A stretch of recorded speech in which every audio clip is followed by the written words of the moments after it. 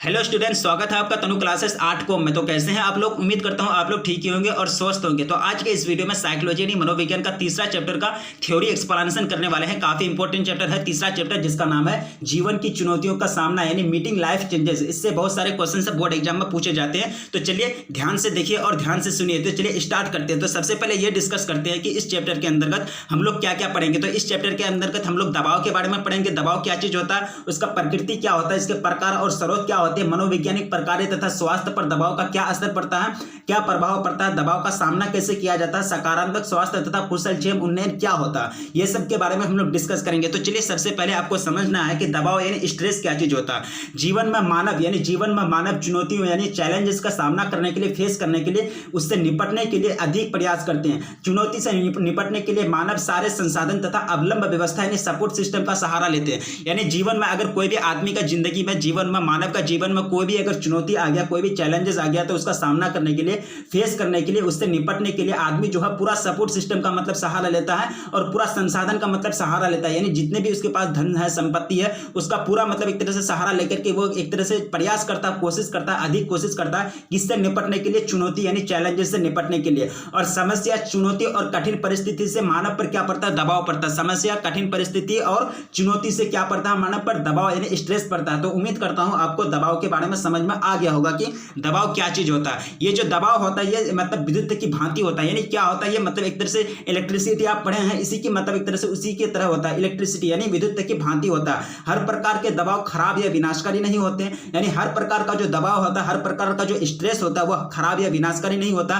कोई प्रकार का दबाव होता है जो मानव को एक तरह से उसके लिए अच्छे होते हैं, ठीक है। और हम कम से कम मतलब जो होता है कम दबाव से, यानी कम से कम यदि दबाव पड़े आदमी पर, कम दबाव से व्यक्ति जो होता है गति, यानी व्यक्ति का गति जो होता है यानी धीमी गति से कार्य करता है। अगर आदमी पर यानी मानव पर अगर दबाव कम रहेगा तो वो काम जो करेगा मतलब धीरे धीरे करेगा। यह उदासीन मतलब क्या होता है कि यह उदासीन परिस्थिति में रहता है। यानी एक तरह से अगर आदमी पर अगर दबाव कम रहेगा तो वो काम जो करेगा वो धीरे धीरे करेगा और उदासीन परिस्थिति में रहेगा। उदासीन परिस्थिति का मतलब यह हुआ कि ना ही मतलब वो खुश रहेगा, ना ही मतलब एक तरह से उदास रहेगा, ठीक है। यानी अपने काम में मतलब एक तरह से लगा हुआ रहेगा और धीरे धीरे काम करेगा। क्यों, ये क्यों ऐसा करता है, क्योंकि उस पर जो दबाव हो यानी स्ट्रेस वो कम पड़ता है, ठीक है। अब दबाव को जो है एक तरह से जीवन का अंग के रूप में देखा जाता है। यानी स्ट्रेस जो है उसको एक तरह से जीवन का अंग के रूप में देखा जाता है। यहां से बहुत सारे क्वेश्चन से बन सकते हैं, ऑब्जेक्टिव क्वेश्चन से, इसलिए आप लोग नोट बनाते हुए चलिए। स्ट्रेस के बारे में आपको समझ में आ गया होगा, दबाव क्या चीज होता है, और ये सारे के जो पॉइंट्स हैं इससे बहुत सारे क्वेश्चन से, ऑब्जेक्टिव क्वेश्चन से पूछे जाते हैं बोर्ड एग्जाम में। तो चलिए आगे पढ़ते हैं कि दबाव के कितने प्रकार होते हैं, ठीक है। यानी मैंने आपको बताया कि दबाव की प्रकृति के बारे में पढ़ना है, दबाव क्या चीज होता है वो पढ़ लिया। अब दबाव के प्रकार के बारे में पढ़ना है, ठीक है। स्ट्रेस कितने टाइप के होते हैं, भौतिक तथा पर्यावरण दबाव और मनोवैज्ञानिक दबाव और सामाजिक दबाव। मुख्यतः जो दबाव होते हैं वो तीन प्रकार के होते हैं। तीन प्रकार के होते हैं, क्या क्या, भौतिक तथा पर्यावरणीय दबाव, मनोवैज्ञानिक दबाव और सामाजिक दबाव। तो सबसे पहले देखना है कि भौतिक तथा पर्यावरणीय दबाव क्या चीज होता है। ये जो होता है इस दबाव के कारण शारीरिक दशा में परिवर्तन होता है। यानी शारीरिक दशा में एक तरह से चेंजिंग आता है, परिवर्तन होता है, जैसे कि पौष्टिक भोजन की कमी, चोट लगना आदि भौतिक दबाव को उत्पन्न करती है। यानी भौतिक तथा पर्यावरणीय दबाव में क्या होता है कि शारीरिक दशा उत्पन्न होता है, और जैसे कि भोजन की कमी यानी भोजन यानी पौष्टिक भोजन की कमी, चोट लगना आदि भौतिक दबाव को उत्पन्न करता है। कौन कौन, एक यहाँ से आप थोड़ा सा ये ध्यान से पढ़िए, क्योंकि ऑब्जेक्टिव क्वेश्चन कहाँ से पूछ दिया जाएगा कोई ठिकाना नहीं है। पौष्टिक भोजन की कमी और चोट लगना आदि भौतिक दबाव को उत्पन्न करता है, जबकि भूकंप तथा बाढ़, ग्रीष्म, प्रदूषण से पर्यावरणीय दबाव उत्पन्न होता है। यहां थोड़ा सा ध्यान से समझिए, अंतर आपको समझना है। इसी को कहते हैं क्या, भौतिक तथा पर्यावरणीय दबाव। तो पहला प्रकार पढ़ लिए दबाव का। अब दूसरा प्रकार हम पढ़ते हैं साइकोलॉजिकल यानी स्ट्रेस। ये मनोवैज्ञानिक दबाव क्या होता है, ठीक है। ये दबाव मन में उत्पन्न होता है, यानी वह दबाव जो मन में उत्पन्न होता है उसको कहते हैं क्या, मनोवैज्ञानिक दबाव। यानी मन में उत्पन्न होने वाले दबाव, यानी मन में उत्पन्न होने वाले स्ट्रेस को यहाँ प्रेशर दे दिया, यहाँ स्ट्रेस होगा, ठीक है। यानी मन में उत्पन्न होने वाले दबाव को क्या कहेंगे, मनोवैज्ञानिक दबाव कहते हैं। और मनोवैज्ञानिक दबाव के स्रोत जो होते हैं वो कुंठ यानी द्वंद्व, सामाजिक दबाव इत्यादि, ये सब जो दो स्रोत होते हैं। यानी मनोवैज्ञानिक दबाव के दो स्रोत हैं, कन्फ्लिक्ट और फ्रस्ट्रेशन। ये कन्फ्लिक्ट और फ्रस्ट्रेशन क्या चीज होता है, देखिए। कन्फ्लिक्ट जो होता है मानव दबाव का वह स्रोत जो मतलब एक तरह से दो या दो से अधिक असंगत आवश्यकताओं की स्थिति उत्पन्न करती है। जैसे कोई व्यक्ति अध्ययन करे या नौकरी करे, मतलब एक तरह से द्विधा यानी दुविधा में, मतलब एक तरह से कोई व्यक्ति है वो ऐसा सिचुएशन में है, ऐसा परिस्थिति में है, एक तरह से उस पर प्रेशर पर क्या है, यानी सॉरी एक तरह से उस पर स्ट्रेस यानी दबाव पर गया है कि वो मतलब एक तरह से पढ़ाई करे अपना, या फिर कोई चीज कोई काम करे, कोई नौकरी करे, तो उसमें से एक तरह से वो अपना एक दबाव का अनुभव करता है, स्ट्रेस का अनुभव करता है। तो इसी को कहते हैं यानी कन्फ्लिक्ट। इसी में एक तरह से कन्फ्लिक्ट में पड़ जाता है आदमी, और ये कन्फ्लिक्ट की वजह से मनोवैज्ञानिक दबाव पड़ता है उस पर। ठीक है, अब यह है आगे है आपका फ्रस्ट्रेशन यानी कुंठा। ये क्या चीज होता है कि ये सामाजिक भेदभाव के कारण उत्पन्न होता है। ये फ्रस्ट्रेशन किसके कारण उत्पन्न होता है? सामाजिक भेदभाव के कारण उत्पन्न होता है। देखिए आपको बोर्ड में एग्जाम में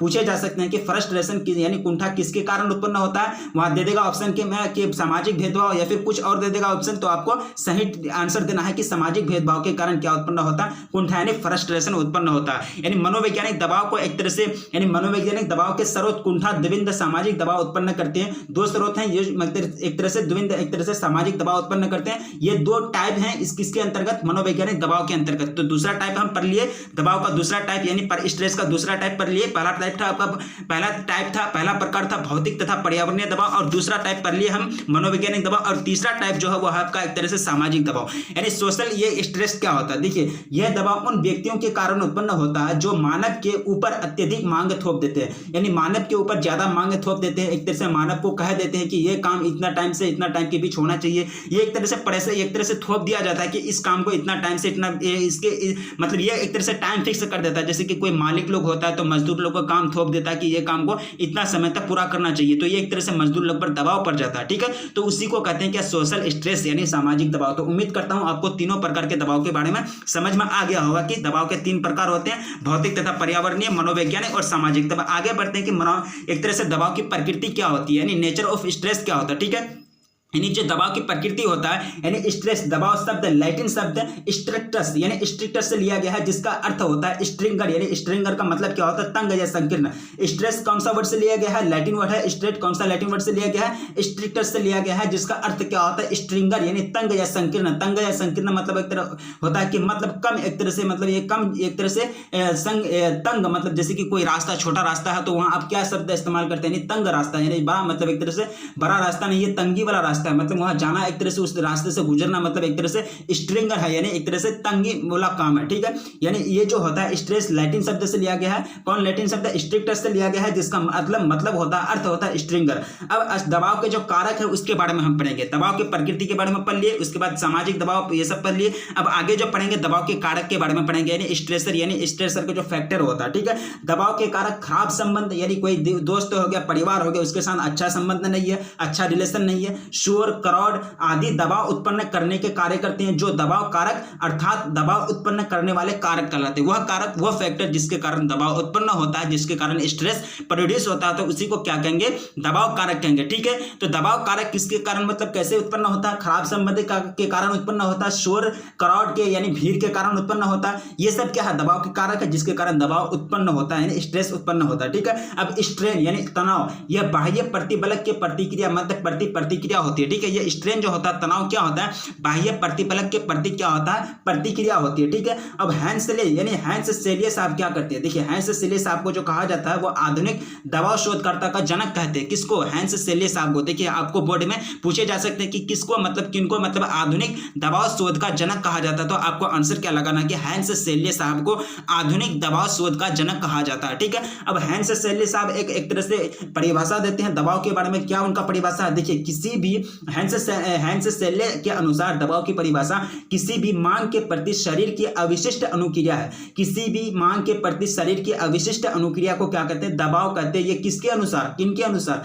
हैंस सेलिये के अनुसार। ठीक है, दबाव एक गत्यात्मक, मानसिक या संज्ञानात्मक अवस्था है। ये कौन सा अवस्था है? गत्यात्मक, मानसिक या संज्ञानात्मक अवस्था है दबाव, यानी स्ट्रेस कौन सा अवस्था है? कौन सा सिचुएशन है? गत्यात्मक, मानसिक या फिर संज्ञानात्मक अवस्था होती है दबाव। अब दबाव यानी दबाव कारक के बारे में पढ़ लिए, प्रकार के बारे में पढ़ लिए। अब आगे पढ़ते लेजारस। ये लेजारस कौन है भाई? ये एक साइकोलॉजिस्ट है, यानी साइकोलॉजी का यानी मनोविज्ञान का अध्ययन करते हैं। इनके अनुसार यानी मूल्यांकन जो होता है, मूल्यांकन में दो विभेद किया है। ये कौन कौन सा विभेद किया है? प्राइमरी मूल्यांकन और एक तरह से द्वितीयक यानी सेकेंडरी मूल्यांकन। ठीक है, ये दो प्रकार के मूल्यांकन दिए हैं लेजारस साहब ने। लेजारस ने दो प्रकार के मूल्यांकन में विभेद किया है, मतलब दो प्रकार के मूल्यांकन दिए हैं, प्राथमिक मूल्यांकन और द्वितीयक मूल्यांकन। अब प्राथमिक मूल्यांकन क्या होता है? देखिए इसका संबंध नया चुनौतीपूर्ण पर्यावरण के उसके सकारात्मक या नकारात्मक तटस्थ परिणामों का प्रत्यक्षण से है। ठीक है, प्रत्यक्षण का जो मतलब होता है बाहरी वातावरण के बारे में ज्ञान प्राप्त कर उन पर विश्लेषण करना, यानी उस पर विश्लेषण करना, नकारात्मक घटनाओं का मूल्यांकन करके संभावित नुकसान, खतरा या चुनौती का पता चलता है। यही जो भी नकारात्मक घटना है, जो भी एक तरह से नकारात्मक एक्सीडेंट जो होते हैं, यानी निगेटिवली जो एक तरह से फेनोमेना घटती है, यानी नकारात्मक जो घटना होते हैं उसका मूल्यांकन करके किस चीज का अनुमान लगाया जाता है, क्या नुकसान, कितना नुकसान हुआ, कितना खतरा हो सकता है, कितना मतलब चुनौतियां आगे आ सकती है, ये सब मतलब करके नकारात्मक निगेटिव फेनोमेना का मतलब एक तरह से मूल्यांकन करके यही चीज का मतलब पता लगाया जाता है। ठीक है, ये प्राइमरी यानी एक तरह से प्राथमिक मूल्यांकन पढ़े लेजारस साहब के। अब द्वितीय मूल्यांकन हम पढ़ते हैं। ठीक है, द्वितीय मूल्यांकन के में ये क्या कहते हैं, देखिए द्वितीय मूल्यांकन जो होता है जब किसी घटना का प्रत्यक्षण का मतलब मैंने बताया कि प्रत्यक्षण का मतलब क्या होता है कि बाहरी वातावरण के बारे में ज्ञान प्राप्त कर उस पर विश्लेषण करना, विचार विमर्श करना। ठीक है,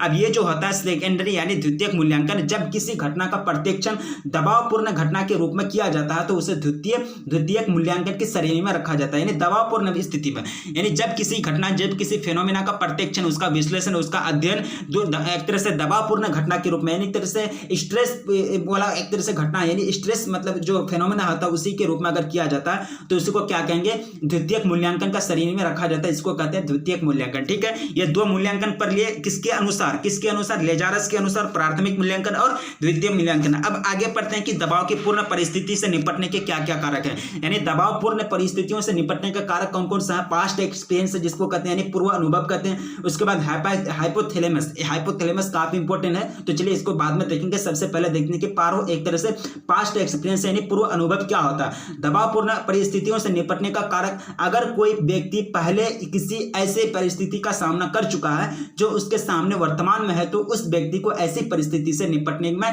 कम दबाव सहन करनी पड़ेगी, यानी एक तरह से ऐसा घटना, ऐसा फिनोमेना जो उस व्यक्ति के साथ पहले घट चुका है और वही घटना फिर उसके सामने मतलब वर्तमान में घट गया, तो उसको एक तरह से कम दबाव झेलना पड़ेगा, कम प्रेशर यानी स्ट्रेस झेलना पड़ेगा, कम दबाव सहन करना पड़ेगा। क्यों? क्योंकि उसके सामने, उसके साथ मतलब ये घटना, ये फिनोमेना पहले घट चुकी है और उसको एक तरह से एक्सपीरियंस यानी अनुभव हो गया है कि ये घटना से निकलने का, ये घटना से निपटने का क्या क्या मतलब एक तरह से तरीका है, तो उसको मतलब एक तरह से कम दबाव सहन करनी पड़ती है। अब दूसरा जो है कंट्रोलेबल यानी नियंत्रणीय, यानी कंट्रोलेबल, अगर कोई भी व्यक्ति है, कोई भी एक तरह से फिनोमेना हो गया, कोई भी घटना हो गया, परिघटना हो गया, व्यक्ति स्थिति अर्थात परिस्थिति को अगर अपने नियंत्रण में यानी कंट्रोल में, अपना प्रभुत्व में ले लेती है तो वह उससे मतलब आसानी से मतलब जीत जाता है, यानी और दबाव झेलनी कम पड़ती है, यानी कम दबाव झेलनी पड़ती है। अगर कोई भी घटना घट गया, कोई भी फिनोमेना घट गया, अगर आप उसको अपने कंट्रोल में ले लेते हैं, अगर आप वो कंट्रोल में आपका है, ठीक है, तो आपको कम दबाव झेलनी पड़ेगी, कम स्ट्रेस झेलना पड़ेगा। ठीक है, ये हो गया आपका नियंत्रणीय यानी कंट्रोलेबल,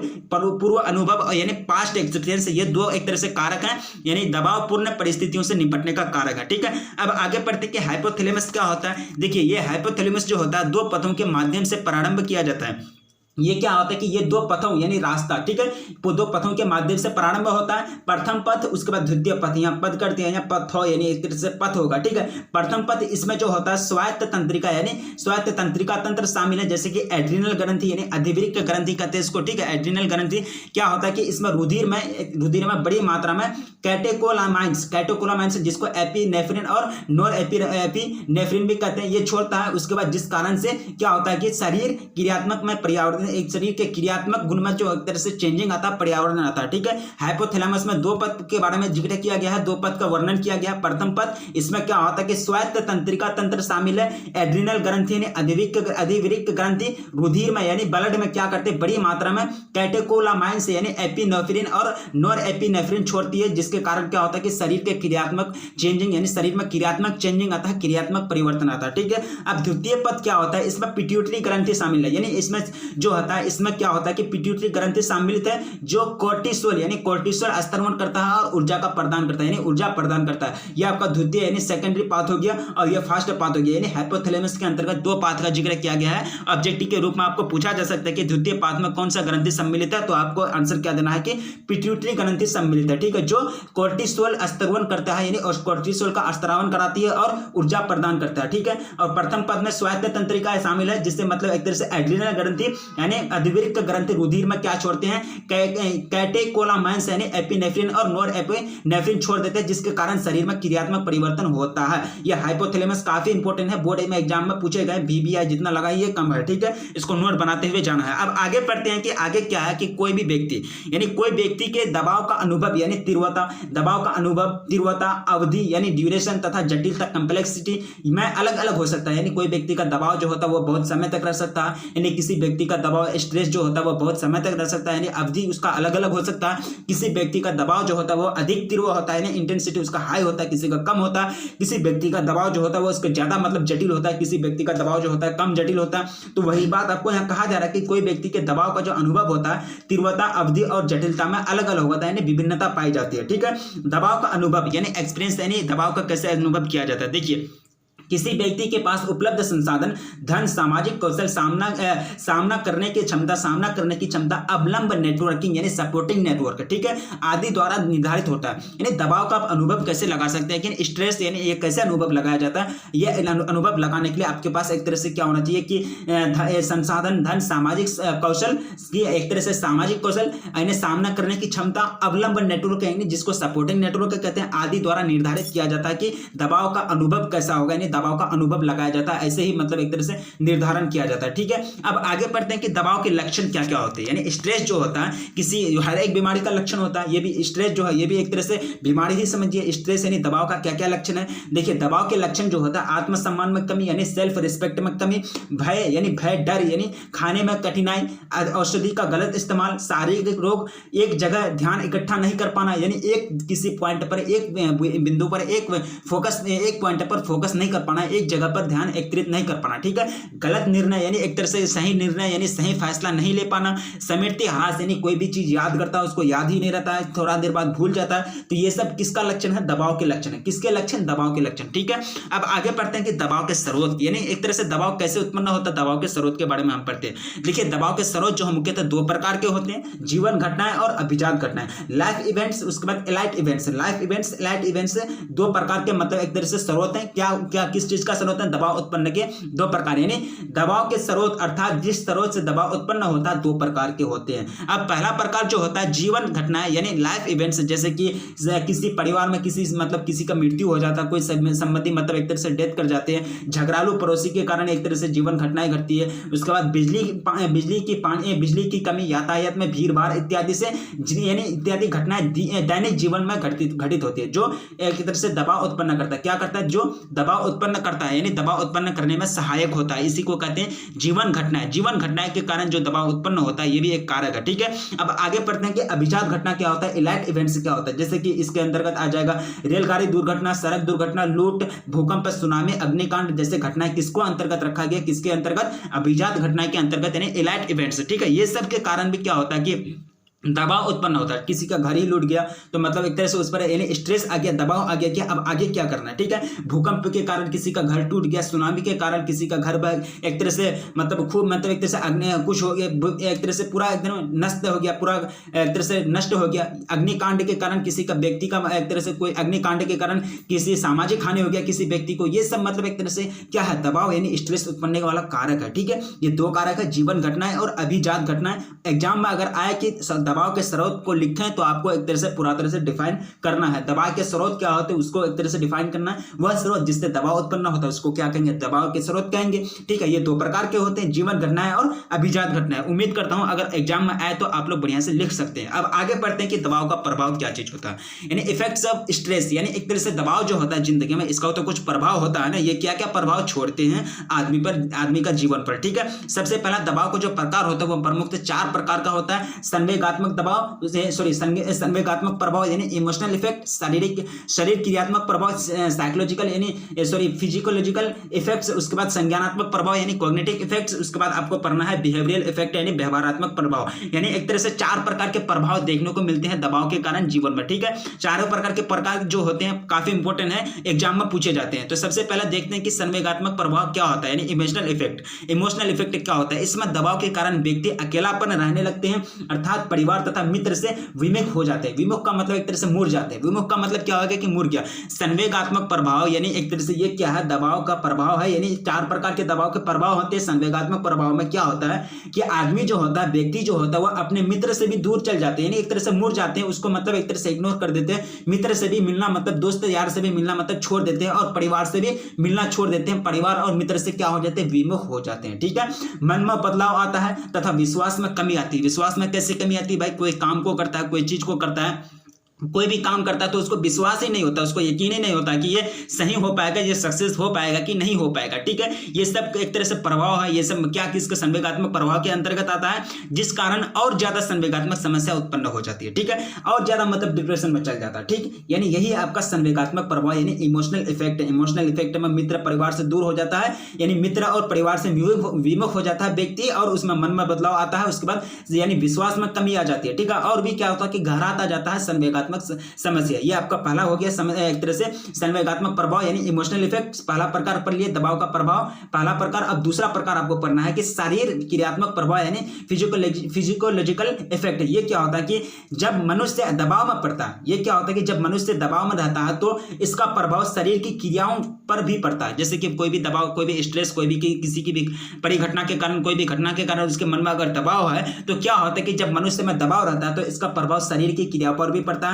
और शरीर के कुछ हार्मोन्स का स्त्राव बढ़ जाता है, जिसके कारण हृदय गति, रक्तचाप यानी बीपी लेवल जो होता है, ब्लड प्रेशर जो होता है, इसका लेवल में परिवर्तन आ जाता है, चेंजिंग आ जाता है, और एपिनेफ्रिन और नोर एपिनेफ्रिन जैसे भी मतलब छोड़ा जाता है। ठीक है, जो और शरीर के मतलब प्रभाव मतलब जो होता है, ये सब नोर एपिनेफ्रिन और नोर एपिनेफ्रिन छोड़ा जाता है, और शरीर की क्रिया पर प्रभाव पड़ता है। जाहिर सी बात है, कोई भी हार्मोन से अगर ज्यादा स्त्रावन होगा, क्या होगा, और एक तरह से हार्मोन का स्त्रावन अगर बढ़ जाएगा तो क्या होगा कि उसका शरीर पर इफेक्ट पड़ रही है। ठीक है, ये क्या होता है कि शरीर क्रियात्मक प्रभाव फिजिकोलॉजिकल इफेक्ट में क्या होता है कि हार्मोन से निकलता है और एक तरह से शरीर की क्रिया में प्रभाव करता है। ठीक है, अब आगे पढ़ते हैं। तीसरा प्रकार का प्रभाव क्या आता है, संज्ञानात्मक प्रभाव यानी कॉग्निटिव इफेक्ट। यदि दबाव यानी स्ट्रेस की वजह से दाब यानी प्रेशर लगातार बना रहे, यानी बहुत टाइम तक, यानी मैंने आप लोगों को अभी बताया कि उस टाइम कि ये दबाव जो होते हैं किसी व्यक्ति का कम होता है, यानी किसी व्यक्ति का दबाव स्ट्रेन में, यानी एक तरह से किसी व्यक्ति का दबाव जो होता है ज्यादा अवधि तक बने रहता है, किसी का व्यक्ति का दबाव जो होता है ज्यादा टाइम तक नहीं रहता। ठीक है, यानी वो समस्या से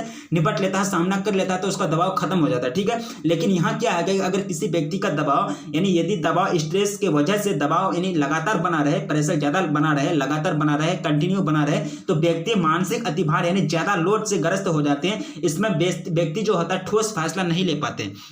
यानी अगर स्ट्रेस अगर मतलब ज्यादा हो गया, यानी स्ट्रेस की वजह से अगर ज्यादा मतलब प्रेशर यानी तनाव बढ़ा है, ठीक है, तो आदमी क्या होता है कि उस पर दिमाग में बहुत ज्यादा बोझ लगता है, यानी दिमाग में एक तरह से पूरा एक तरह से दिमाग एक तरह से क्या होता है लोड लगता है, यानी ज्यादा लोड यानी मानसिक अतिभार। मानसिक अतिभार का मतलब ही होता है कि यानी दिमाग में ज्यादा प्रेशर पड़ना, एक तरह से ज्यादा लोड पड़ना। ठीक है, से ग्रस्त हो जाता है वो, उसको हमेशा ये लगता है कि मेरा दिमाग में एक तरह से पूरा बोझ भरा हुआ। ठीक है, ये होता है आपका संज्ञानात्मक प्रभाव का कारण, यानी एक तरह से संज्ञानात्मक प्रभाव का एक तरह से विशेषता। ठीक है, और इसमें व्यक्ति जो होता है ठोस फैसला नहीं ले पाता। ठोस फैसला मतलब एक तरह से क्या करना है जिंदगी में, क्या नहीं करना है, यानी आगे चल के क्या करना है, कोई भी फैसला एक तरह से अपने आप में नहीं ले पाता। ठीक है, ये हो गया संज्ञानात्मक प्रभाव का एक तरह से विशेषता। अब आगे बढ़ते हैं, चौथा में क्या है कि व्यवहारात्मक प्रभाव यानी बिहेवियरल इफेक्ट। ये क्या होता है कि कम पौष्टिक भोजन करना, उत्तेजित पदार्थों का सेवन करना, नशीली पदार्थों का सेवन करना, समन्वय में कमी, चक्कर आना आदि दबाव का व्यवहारात्मक प्रभाव। व्यवहारात्मक प्रभाव में क्या होता है कि आदमी अगर उस पर ज्यादा अगर दबाव बना रहेगा, स्ट्रेस बना रहेगा, तो उसमें क्या होगा कि